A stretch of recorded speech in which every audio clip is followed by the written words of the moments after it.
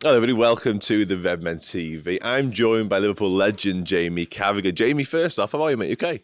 I'm very good, yeah. We're all in good spirits, aren't we, after what happened the weekend yet? So, would have been good for the channel, mustn't it, the weekend? Yeah, not bad. Yeah. Not bad. We've had quieter days, let's put it that Okay, way. good. Yeah, but yeah, the numbers are up. Everyone's happy. Like I say, the vibe in the city is just unbelievable. And it's one big party from now until the end of time, probably, to be honest with you, but certainly for the next few weeks. And in part of that, we've got the run for the 97, Jay, as well. Now, Yeah. the 23 Foundation have been long-standing supporters of this initiative in this event. Tell us a little bit about it.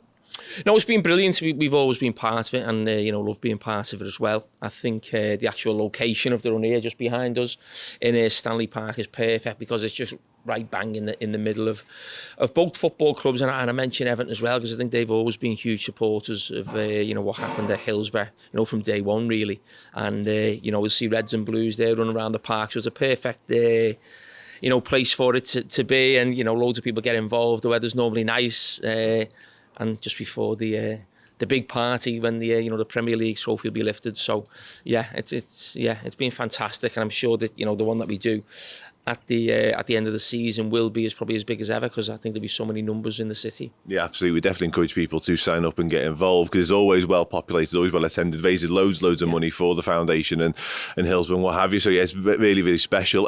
Just wanted to ask you, obviously, you're not taking part this year, are you? But running is very much part of your life at the moment, it's fair to say. Yes, watching people run, which is something I might be doing because I can't actually make it to do the run for the first time. But running's been very big in the family for the last sort of 7 or 8 months. Yeah, my wife's just completed 6 major marathons in 7 months. One more to go in Sydney at the end of August. So she's done brilliant, and that's why I couldn't be here on Sunday when Liverpool clinched the title. But I was in London watching the marathon. But she's done brilliant. Yeah, she certainly has. Yeah, I also wanted to. Did you see Gary Neville, your mate, fleeing Anfield at the weekend? Now, if you can move like that, surely you should be taking part in this. Yeah, that's a great point. Yeah, and I'm fair play to Aldo trying to keep him in. I saw that on, I think it was on yours, on social media, yeah. But he wanted to get away. I mean, listen, I'll probably do the same at Old Trafford, to be fair. I'm not sure he can give the words that moment needs, really. So probably best to pass it on to someone else. Yeah, absolutely. Yeah, just on the Reds, obviously, we have the scenes from Sunday, finally clinching that Premier League title in front of fans. We obviously all enjoyed it, revelled in it. It was the best moment of a lot of our lives, it's fair to say. Just sum up Liverpool this season, the job that Arne Slot's done, obviously taking over from Jurgen Klopp, no mean feat in itself, but he's just taken to it like a duck to water. It's been seamless.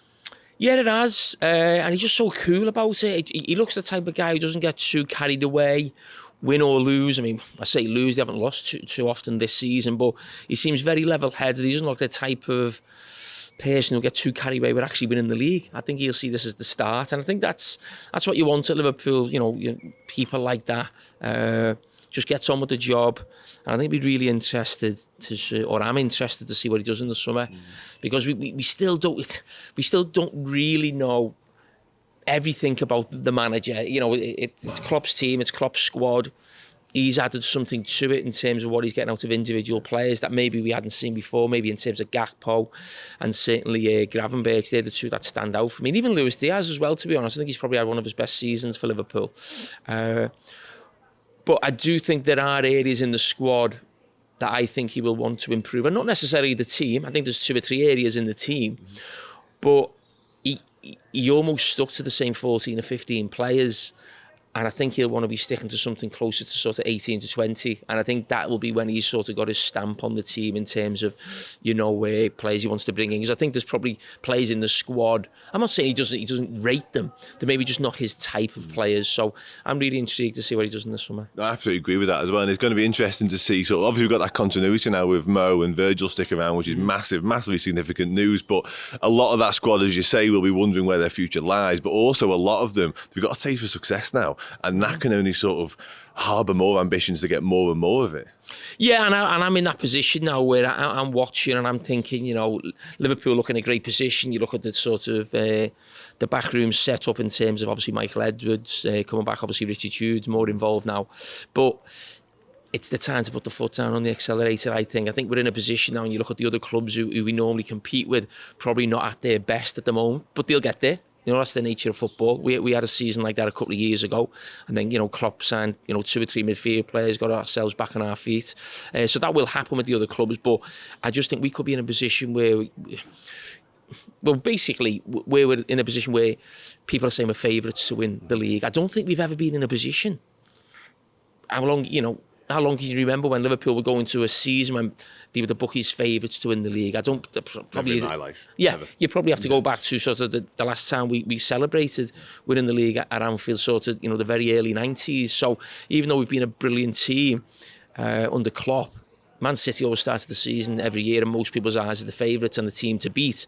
I think we could be in a position to start the next season. It's the first time I ever back Liverpool to win the league in some ways, or say they're the favourites. So, yeah, I think strike while the iron's hot. Yeah, look forward to that Monday night prediction show with you and Gary then. They never go well. No, like United somewhere silly like third or something like that. Just finally on the Reds before we wrap up, I want to talk about Alexis McAllister just quickly because I think he's been outstanding and really come into his own, this sort of running, if you like. When a few around him might have looked a bit tired, a bit leggy, he's just been on another level. Yeah, he has, and I think a lot of the talk at the start of the season was all about Gravenberch, and rightly so, because he was new. He was almost new to that role. We felt like we'd missing out on Zubimendi, and we were going to be short in that position. So he was getting a lot of the attention, but not just this season. If you look at sort of the last 2 years, McAllister's been our best midfield player by a mile in that period, and yeah, fantastic. And I think it was fitting as well. He got that, another special goal, and hopefully there's more of them to come as well. You see the one he got to Fulham also. So yeah, I think we got a top player. He's a World Cup winner. We know he's a top player, and what a great start he's made to his Liverpool career. Absolutely, yes. So as we've already mentioned, the City's going to be absolutely rammed. The celebrations will be going on for the final weekend of the season. Just finally, tell people why they should get involved. Sign up for the Run for the 97. They should do, because it's for the 97. It's a huge part of our football club. Unfortunately, I do think this could be the year when we get the greatest numbers we've had. I just think, as you said, the City is going to be bouncing. It's going to be full. There's going to be people coming from not just all over the country, but probably all over the world as well. So it's just really important that you sign up.